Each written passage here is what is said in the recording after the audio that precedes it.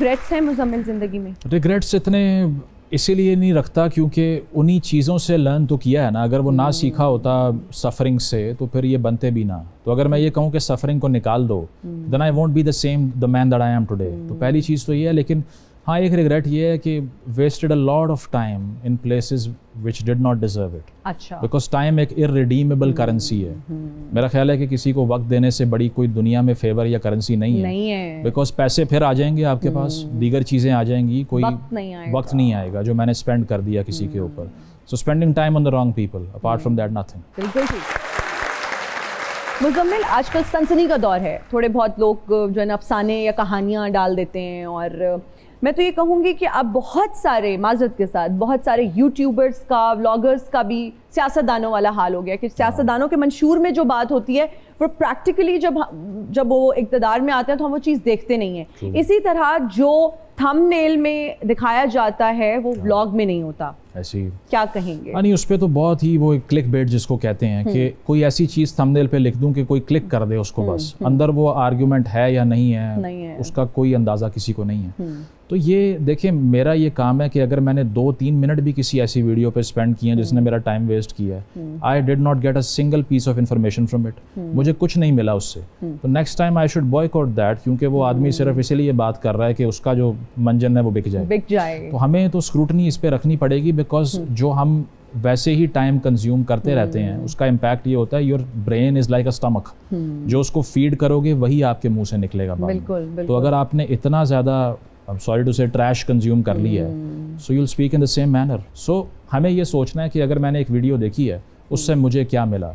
If you have no answer to that, don't watch it again. आजकल तो मुझे लगता है कि आप वो कहते हैं ना, हमारे सराइकी में कहते हैं कि इट चुको तो थले यूट्यूबर निकल आंदा है। ठीक है, आपने जी ऐश्वर्या और अभिषेक की तलाक पे व्लॉग बना दिया, आपको मिलियन में व्यूज मिल गए। तो ये जो इस तरह के ट्रेंड्स चल रहे होते, कभी सोचा मुज़म्मिल कि मैं भी इस तरह के टॉपिक्स पे वीडियो बना के देखता हूँ, शायद व्यूज बहुत ज्यादा आ जाएं और लोगों को पसंद भी आए? जो ट्रेंड चल रहा होता है या जो स्कोप का वर्ड है ना, मुझे कभी समझ नहीं आया कि यार ये कर लो, इसका ट्रेंड चल रहा है। मैं ये कहता हूँ कि ठीक है चल रहा होगा, but I can't do it because मेरे पास वो टैलेंट नहीं है कि मैं ये हरकतें करूँ ना।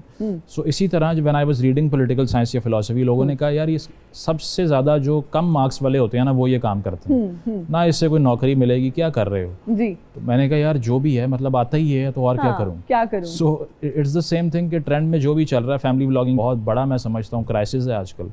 कंज्यूमरिज्म बेची जा रहे हैं, हर हफ्ते नई गाड़ी का व्लॉग आ रहा है, ये मैंने इतने करोड़ की वॉच ले ली, ये मैंने ये गाड़ी ले ली। बच्चे डिप्रेशन में जा रहे हैं देखकर कि why our lifestyles are not like this. Inferiority complex. Exactly, because they are having a party 24/7।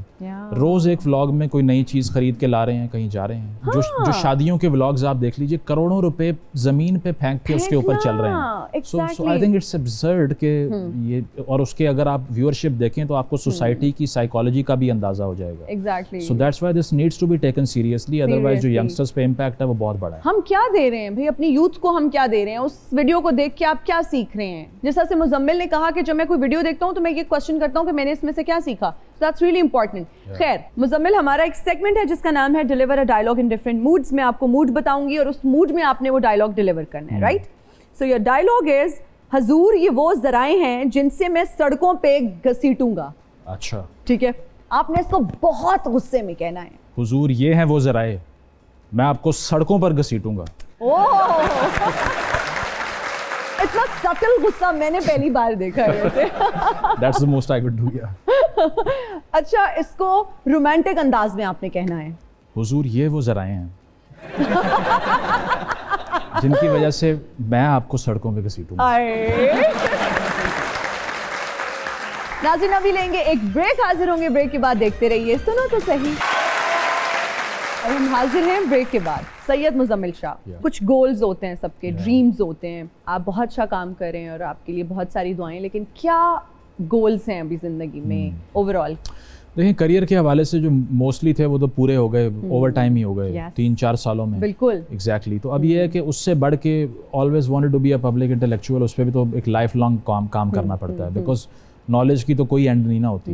So I think the proclivity that I have to learn more, वो सेशिएट ही नहीं होती और वो चलती रहती है। So maybe I will do a PhD और write a book. अभी सिर्फ यही रह गया कि किताब लिखने का शौक है जो अब तक लिखी नहीं है। आई एम श्योर बहुत ज़बरदस्त आप किताब लिखेंगे। अच्छा, इतनी यंग एज में इतनी शोहरत मिलना और लोग बहुत आपसे कनेक्ट करते हैं, कैसा लगता है? इसमें एक थ्रेट ये होता है कि कहीं आप नार्सिसिस्ट ना बन जाएं या आपके दिमाग पे ये चीज़ें सवार ना हो जाएं। तो मेरे वो इसलिए नहीं होती कि बहुत सेल्फ क्रिटिकल हूँ और ये है कि on a random morning I will say that I am the stupidest person in the world. उसकी वजह आपने कुछ भी नहीं किया ना आपको कुछ आता है। So until there is this self criticism, अपने आप पे तनकीद करने की हैबिट है तो ये दिमाग पे सवार नहीं होती। ये अच्छी चीज़ें हैं, इनको सेलिब्रेट करना चाहिए, लेकिन इसकी बुनियाद के ऊपर आप अपना दिमाग बंद करके अपने आप को बहुत बड़ी चीज़ समझेंगे तो फिर वो बड़ी शॉर्ट लिव्ड होगी, वो ख़त्म हो जाएगी आपकी ये चीज़ ना।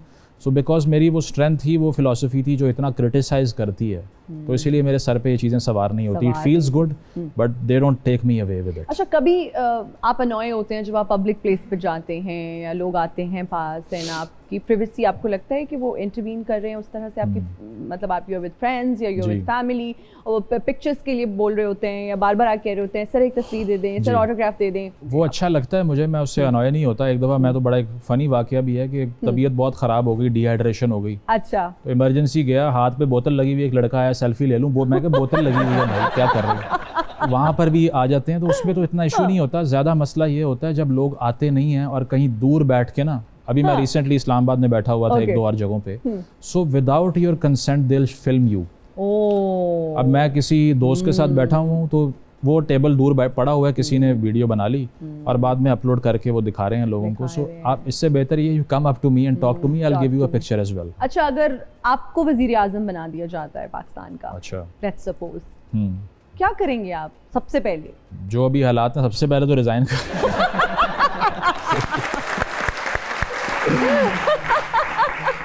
लेकिन ये है कि एक कंसेंसस बनाऊंगा, सारी पार्टीज को बुलाऊंगा और उन्हें कहूंगा कि जो आपके साथ इंतकाम लिए गए, जो हमने लिए और जो हमारे साथ इंतकाम हुए जो आपने लिए, अब उस सबको माफ़ करके आगे बढ़ें।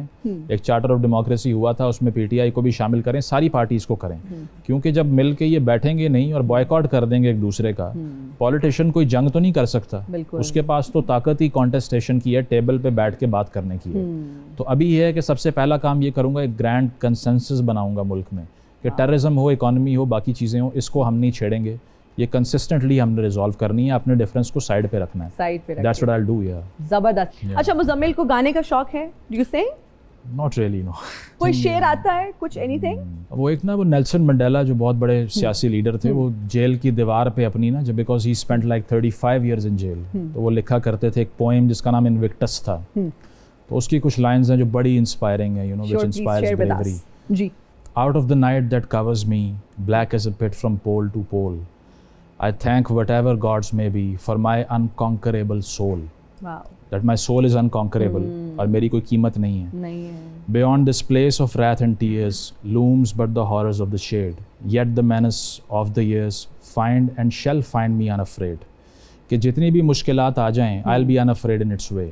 It matters not how straight the gate, how charged with punishment the scroll. I am the captain of my soul, I am the master of my soul. कि जितनी भी मुश्किलात आ जाएं, अपने ऊपर जो है वो सिर्फ मेरा अपना कंट्रोल रहेगा।